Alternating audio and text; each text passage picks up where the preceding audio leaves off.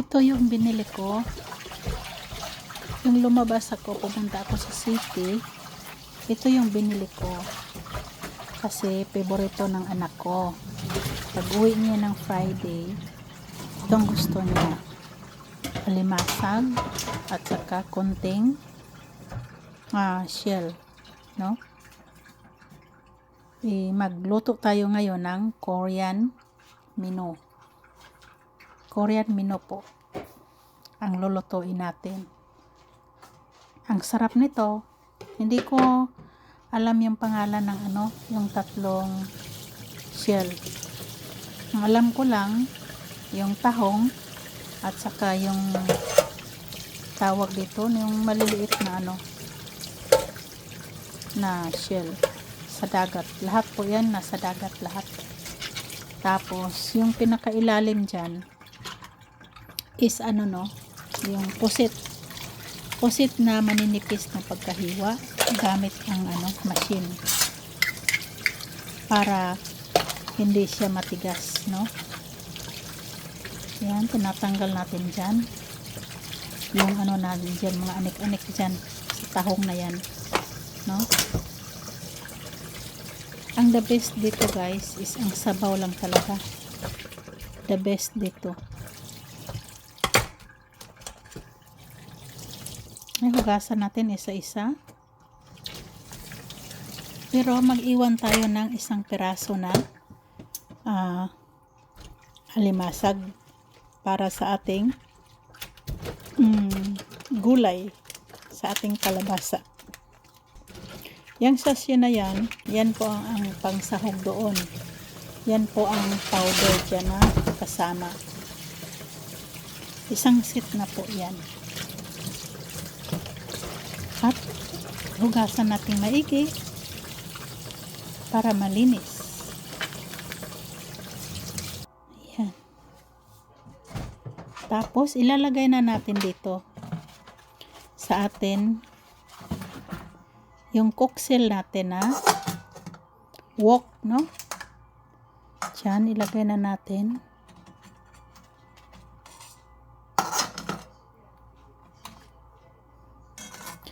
Dapat siya, no?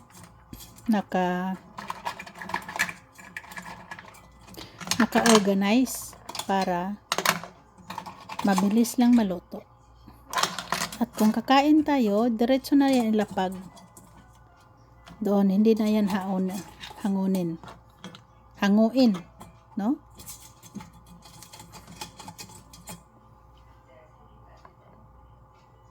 Tapos iyan, of course, itabi natin yan sa gilid para mabilis makita yung laman. Masarap yan. Yung iba, kinakain niya ng hilaw. Pero ito kasi naka-frozen. Ito yung sinasabi ko sa inyo guys na pusit. Malalaking pusit yan. Inaano niya, naka-slice.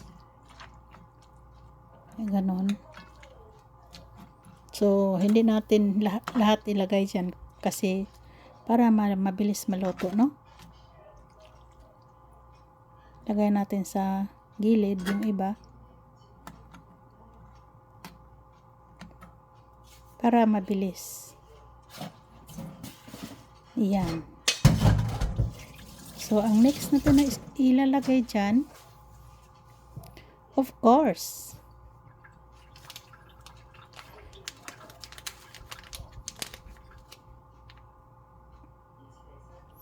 tubig po ang isusunod natin dito.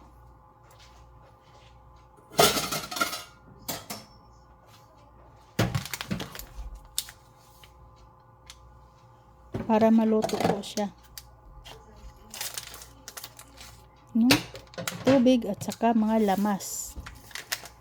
Mga rekado natin. Tulad ng bawang at iba pa.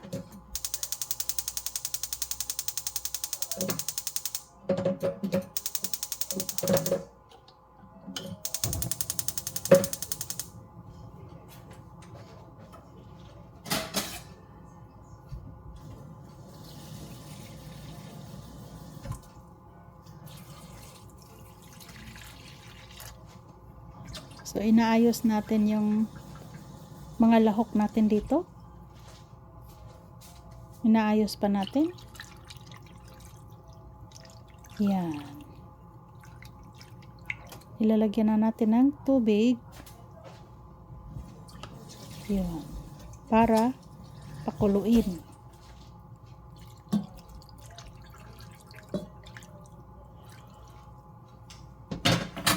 Isa't kalahati.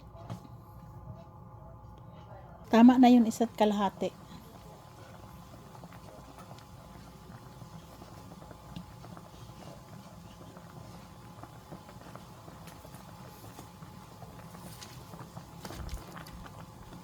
Ayan, kumukulo na. Lalagyan na natin ng sibuyas na dahon. Itong sibuyas na dahon guys, is wild po ito. Ito yung malalaki, nakikita niyo ito sa ating short video. Tapos lalagyan natin ng sibuyas. Sibuyas na puti, no?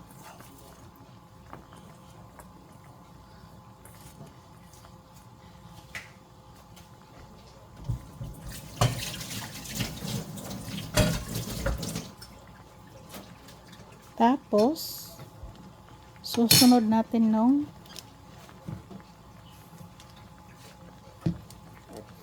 bawang. Lagyan natin ng bawang to.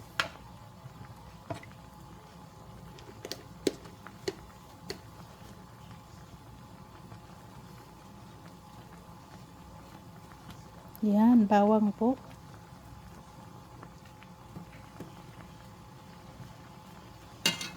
Dalawang kutsara po. Ang bawang po is nakaano na po namin. Na-food processor na po namin. Para ready to use, no? Ayun. Luto na. Ito yung nasa pakete kanina. Yan, na powder. Nilalagyan ko lang yan ng mainit na tubig. Kunti lang. Mga siguro 1/4.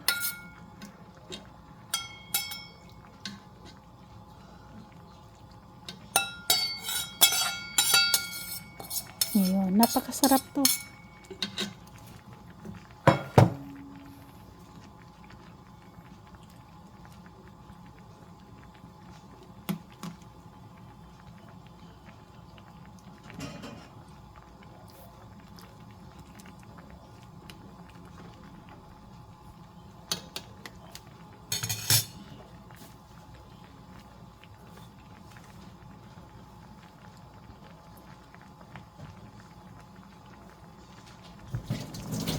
Napakasarap talaga. Yan, habang kumukulo yan.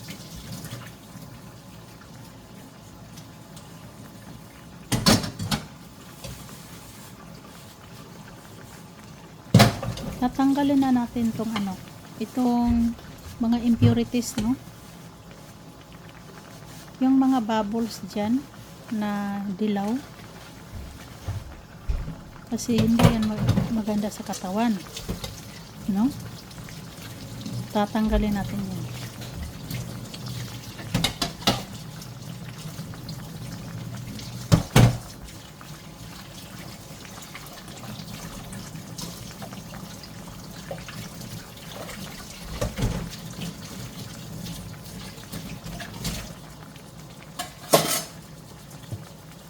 So, luto na po ito guys.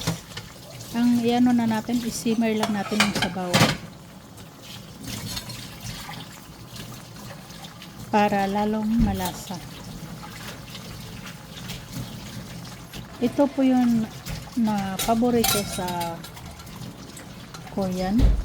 Sabaw. Yan po ang the best.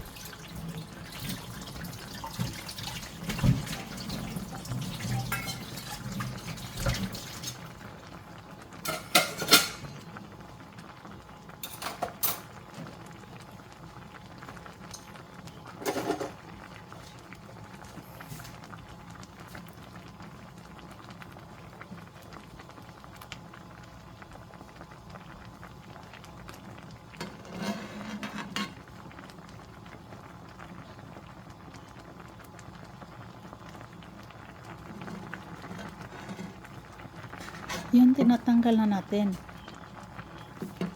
Hindi ito maganda sa katawan. Kailangan tanggalin yan. Kahit anong putahe, nandyan yan palagi. Basta sabaw.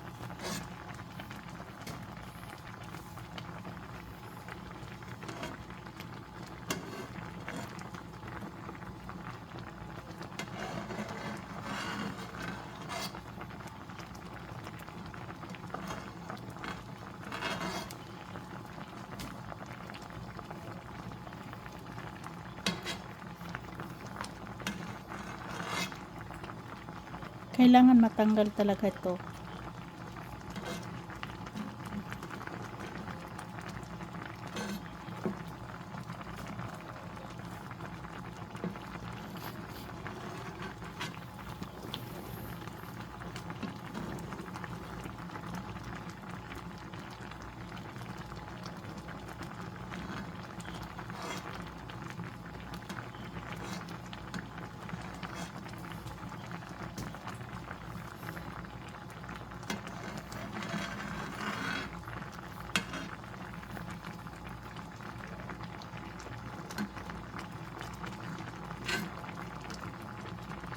So, hindi pa natin natikman ito kung tama na ba sa lasa kasi marami pang sabaw, no? So, anuhin natin ang sabaw niya.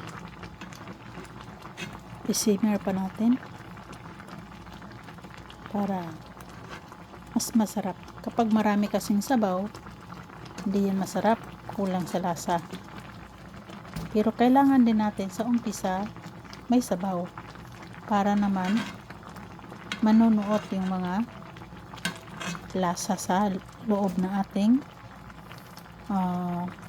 alimasag, no?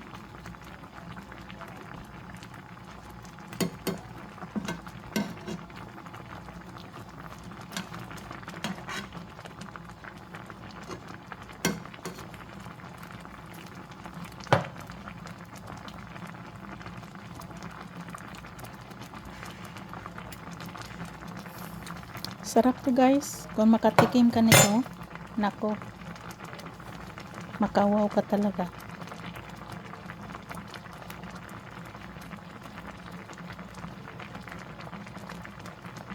Sabaw pa lang, ulam na.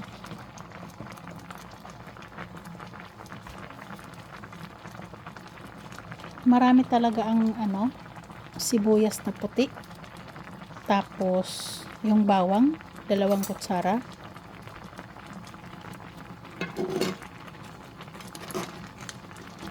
Para manuot yung lasa, no?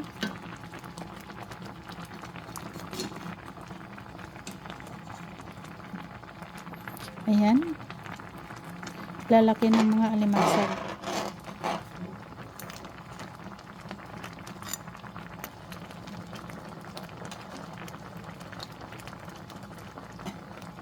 So, kailangan natin anuhin yung gitna, no?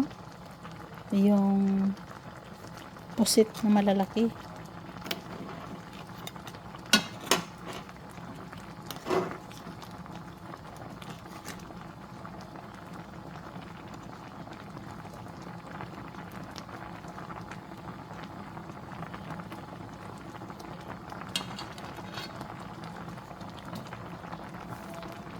Subscribe my channels. Thank you very much.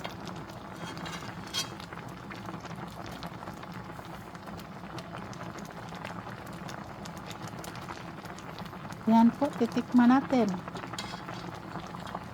kung ano na po ang lasa. At kinukuha pa rin natin ito. Ito yung mga impurities, no?